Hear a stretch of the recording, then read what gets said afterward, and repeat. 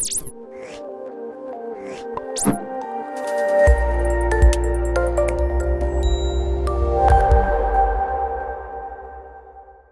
a little bit, we have not much time, so I'm going to talk fast at you. Hopefully this will be stuff that will, transform your business. If you agree with this statement, I want you to let me know. We want our customers, generally, to stay longer, buy more, invite us into other parts of their business, and advocate for us externally, tell their friends, colleagues, family. Do we agree that that's what we want from our customers? Okay, cool. So if we want that, we have to make it happen. Unfortunately, most companies kind of just hope this stuff happens, right? We operationalize everything until the sale happens, and then we kind of hide from the customers. If they want to buy more, they will. Well, the reality is we need to grow in spite. We need to grow because of our efforts, not in spite of our efforts, which is generally what we do. So how do we do that? Well, that's what we're going to talk about today. The basis for this is something called customer success. How many of you have heard of customer success? Okay, cool. I can't see you, so that's okay. I will take your word for it. Customer success, this is my definition of it. I sometimes jokingly say, this is just my definition, whether you agree with me or not, blah, blah, blah. No, the reality is, this is a really good definition of customer success, and I think you should look at it this way. Customer success is when your customers achieve their desired outcome through their interactions with your company. Now, there's a lot of stuff there to unpack, and we'll do that over the next few minutes.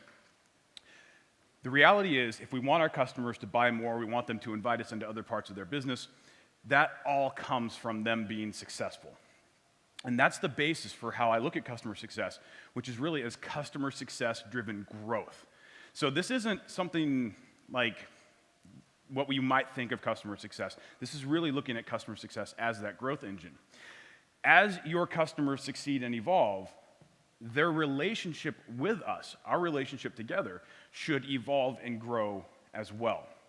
But just so we're absolutely clear, I want to go over a couple things that customer success is not. Okay, so if any of you are like, wait a minute, I thought I was at some sort of engine of growth discussion, I thought we were going to talk about that. You're talking about customer success. You must be talking about that department that sits in the back and it makes our customers happy. No, let's talk about what customer success is not. It's not just a department. Customer success is something much bigger than that, and we'll go over that. But I want you to get out of your mind that customer success is just a department as part of the company. The other thing that customer success is not is it's not customer support. It's not reactive, break-fix type of support. Those things are important. We have to have that. But that's not customer success. In fact, that might roll up to customer success. Certainly if our customers are having technical problems, that's going to keep them from being successful. But that in and of itself is not customer success. The same thing goes for account management. We need renewals. We need expansion through upsells and cross-sells and things like that. But on its own, historically, account management has been revenue-driven. Customer success is all about being customer-driven. Now, the cool thing is, where account management kind of failed most of the time because it was simply revenue-driven, customer success being customer-driven, it actually drives revenue. Customer success is not about customer happiness or delight. I want you, if you take nothing else away from what I say today, please take that away. Customer success is about making your customers successful. I can't solve for your happiness. Now, like I said, I can't see you very well. Hopefully some of the things I will say will put a smile on your face. You'll laugh a little bit. But, you may have had a bad commute today. Maybe there's something going on in your life, and you're not emotionally happy. I'm sorry about that. I feel bad for you, but I can't help you. All I can do is give you some things to think about that will help you be more successful in your business. That's the best that I can do. And that would mean that you had a successful time at this presentation. Now, like I said, I want you to be emotionally happy. I hope that I can help you do that. But if not, was this a failure? No. Customer success is also not about churn mitigation or saving customers. If you wake up in the morning and you go out and you save people from drowning, you get in a helicopter and you fly over the ocean and you save people, you're a hero. If you get up in the morning and you go to work to save customers from churning, you're not a hero. You work for a company that doesn't get it. Okay? Let's be really clear about that. Customer success is not saving customers from churning. Customer success is getting customers to a point where churn isn't even an issue. Okay? Customer success is not also checking in with customers or holding their hand or babysitting them. I'll tell you what, if that's how you're talking about your customers, you have to hold their hand, you have to babysit them. then you probably don't like your customers, and it's probably because you're attracting the wrong customers, you're acquiring the wrong ones, you're acquiring a lot of bad fit customers, things like that. It's probably your fault, and I want you to accept that. Okay, so we know what customer success is not. What is it? It's a growth engine. Customer success at its core, like I said, it's not just a department, it's a growth engine, starts really with it being a philosophy, an operating philosophy is how I look at it. The best companies out there, those that have 100% net revenue retention or greater, probably between 100 and 130% net revenue retention, which Google that, you'll find out what that means. Net revenue retention of 100 to 130%, those companies have customer success as their operating philosophy, okay? The best of the best have customer success as their operating model, okay? So they have operationalized this. They don't just say everything that they're doing is about the customer success. They actually take the time and put in the resources to make this happen on a predictable level. That's customer success as an operating model, and we're looking at companies with NRRs of 130% plus, right? 150% isn't unheard of, and I've seen some companies in the 200% or higher range. But to do that, it's not magic. The operation actually comes from something we call customer success management. So if you've heard of customer success, you think it's just a department, you're confusing customer success with customer success management. They're two different things.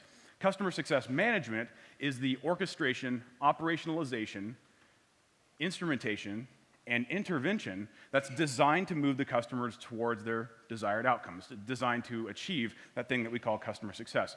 One of the things that I have in blue there is we have to understand that the desired outcome of our customers is ever evolving.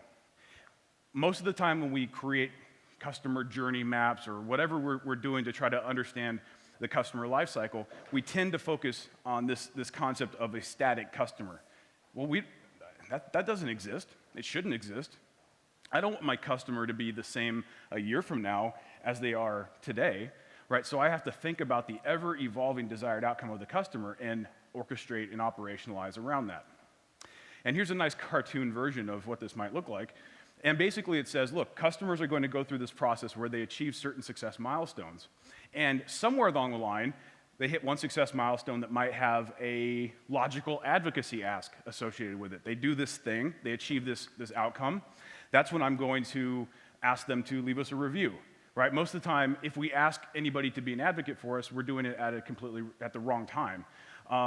We know that there are going to be points in time after they do something where being an advocate is the most logical next step. The same thing goes for expansion, upsells, cross-sells, inviting us into other parts of their business. They're going to hit a certain success milestone, and that milestone will have a logical upsell opportunity with it. If we understand that and we start doing this stuff right, then account expansion, which is a major part of the value of your company, is going to be something that is actually predictable. So that predictability, that ability to hit your revenue forecast, that's essentially how we know you are being successful when you implement a customer success strategy. Their success, your customer success, is when they achieve their desired outcome, right? And I want to be really clear. When I say desired outcome, 100% of the time, I'm talking about your customers. I know what your desired outcome is. That's easy to figure out, right? What is the customer's desired outcome? Well, whatever it is, when they achieve that, that's their success, which means our success is directly tied to their success. Yet, like I said at the beginning, most of the time, we don't operationalize this stuff. Most of the time, this isn't part of how we operate as a business, which means our success is tied to something that we're just completely leaving up to chance.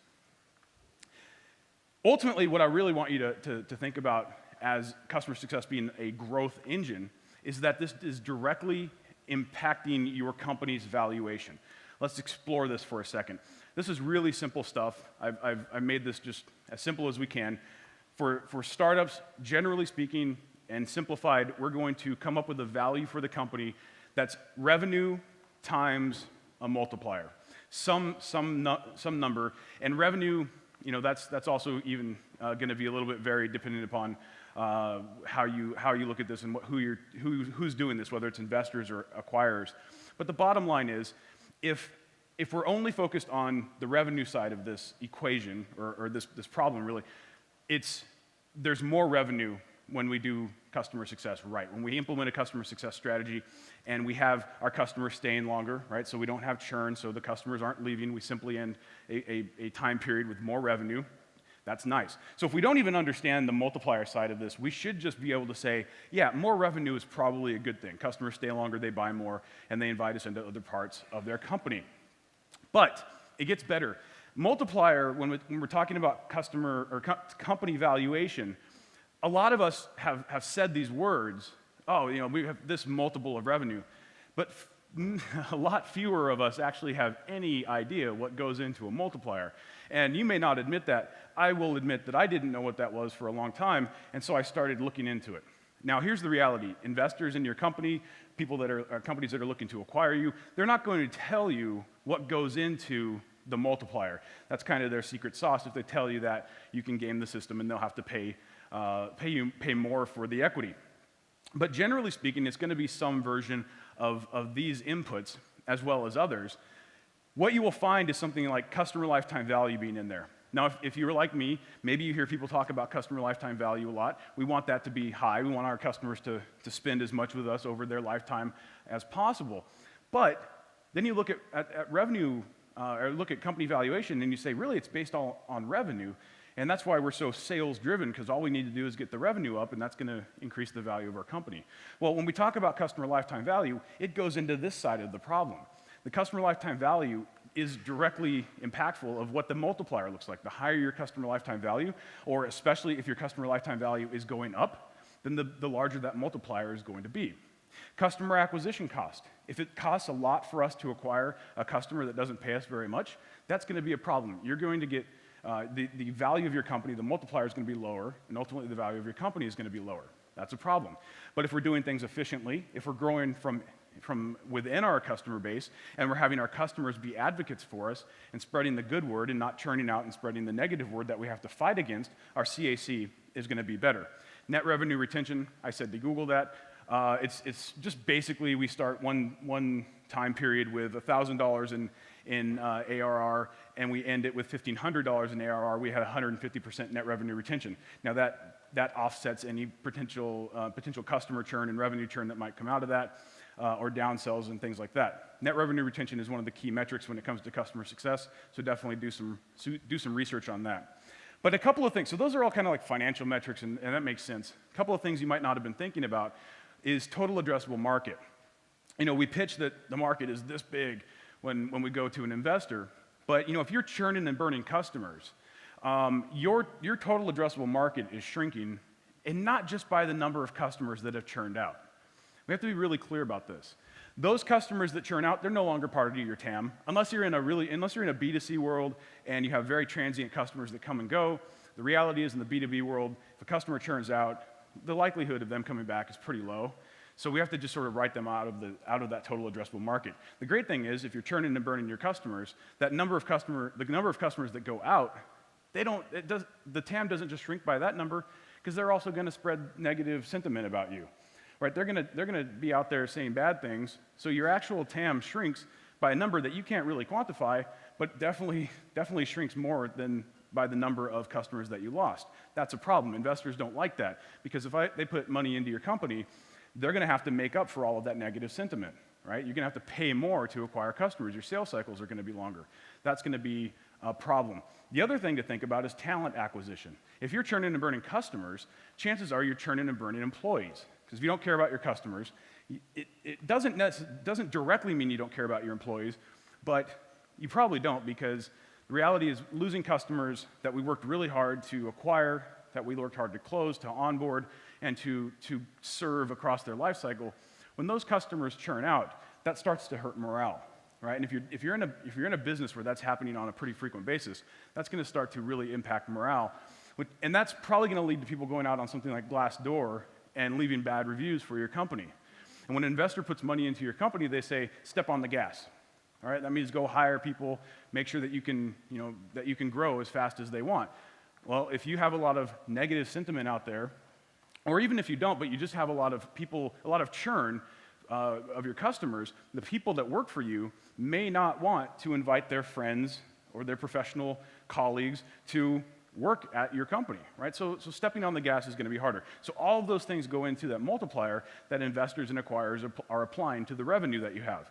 If you understand customer success as a driver of growth, then you'll understand why it's so important. Directly impacts the value of your company. And just kind of a little illustration here, if we sell 1-year contracts and a customer stays with us for 5 years, the math holds that that first sale, that initial sale of that first 1-year contract, is really only worth 20% of the overall customer lifetime value. And that's if customers don't pay us anything more over their entire life cycle. They just always pay that same amount. They don't expand, they don't grow. So even in that scenario, which is not ideal, our first sale with the customer, that initial 1-year contract, is only worth 20% of the lifetime value.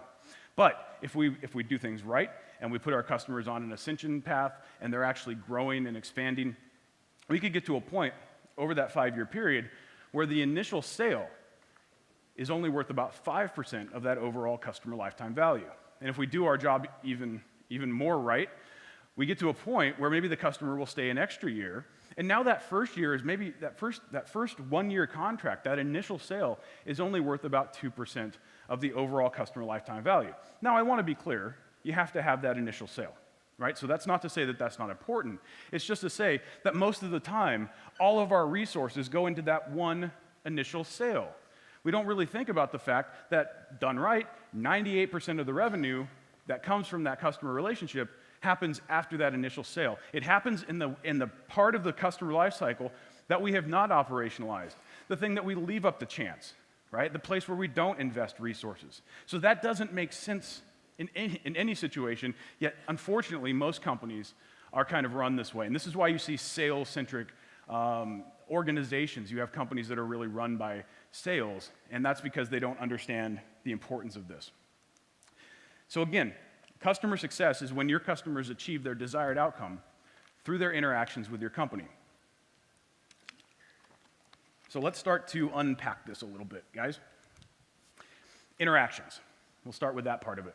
Interactions, I say it that way because customer success really is all about all of the interactions across the entire customer life cycle. It's one of those things I used to say very early on and mistakenly, and I admit that, this whole thing is evolving.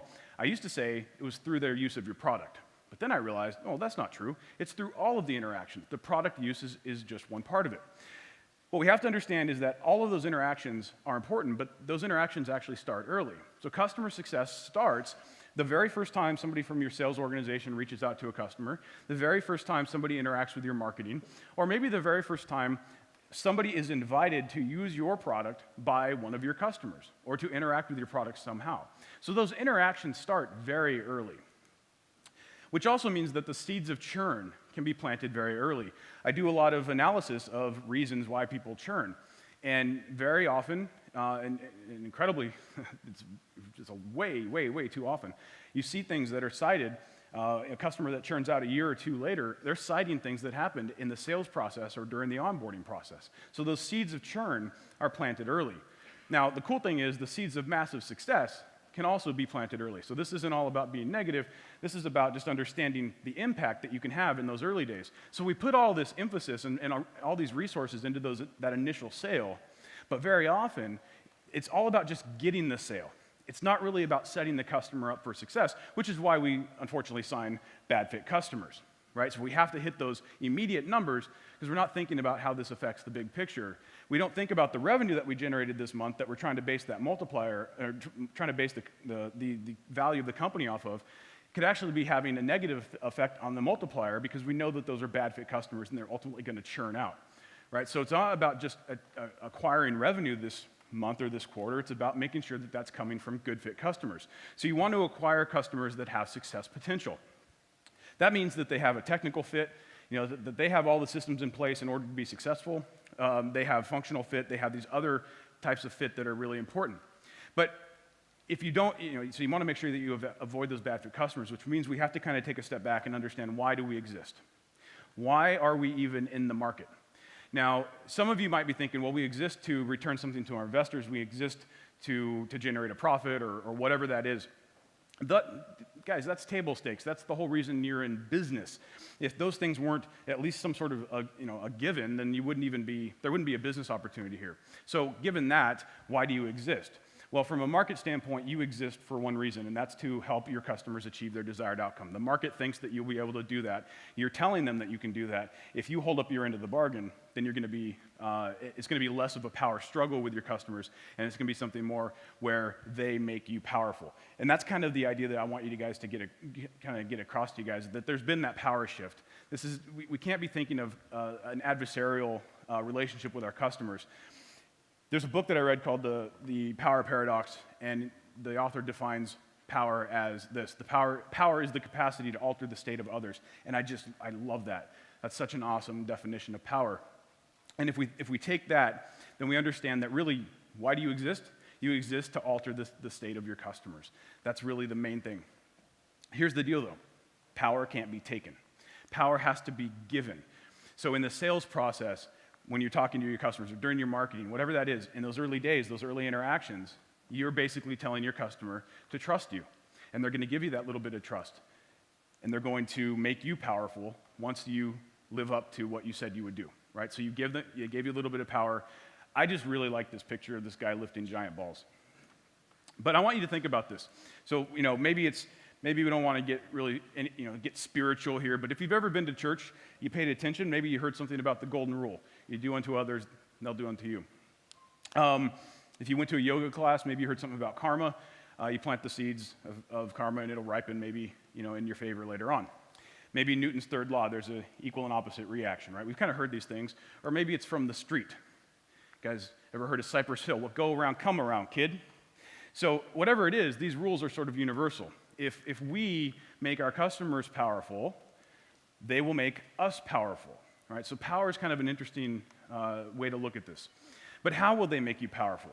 Well, I think we all agreed earlier that this is what we want from our customers. Right? We want them to stay longer, to buy more, to invite us into other parts of their business, and to advocate for us externally. If we make them powerful, they will make us powerful by doing these things. But how do we make our customers powerful? We make them powerful by being successful, by helping them be successful. How do we do that? What was customer success? It's when your customers achieve their desired outcome through their interactions with your company. I'm going to run through this pretty quick. I have written extensively about this, so it's out there. You can just look me up, find out what I talk about when it comes to desired outcome. But you have to understand that desired outcome is really the basis for everything that we do. And desired outcome really has two pieces. It's the required outcome, which is what your customer needs to achieve, and it's the appropriate experience, which is how they need to achieve it. So I'll give you an example. We'll just kind of go forward a little bit. So I talk to, obviously, I work with SaaS companies, so I talk at tech events and do workshops and stuff like that. But I try not to talk about technology here because I don't want you to sort of go back to how this affects your product. I want you to just think about this at a high level. So we'll talk about air travel. I travel a lot. I live in the middle of the United States. I go to the coasts a lot. My trips are 3 to 4 hours each way. So I travel a lot. I think about this, and I'll show you how this applies. So first of all, we have this required outcome. The required outcome for me is to get from point A to point B safely and quickly. So I'm going to choose air travel. That's the method that I've chosen. As a business traveler, my characteristics are that I need to be able to work. I probably don't have a lot of time to eat in between flights and things like that, so I need to be able to work, and I need maybe some food. So my appropriate experience in achieving that required outcome is that there is assigned seating, there's Wi-Fi, maybe there's some food, maybe there's actual room to be able to work.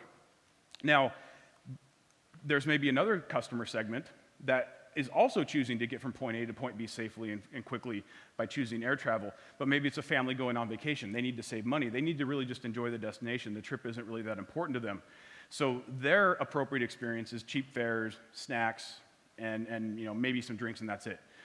They'll bring their own entertainment, and they don't really care about the trip. The trip isn't downtime for them. It's just getting them to where they need to be. The thing is, it could be on the same plane, right? There's maybe first class, business class, and coach.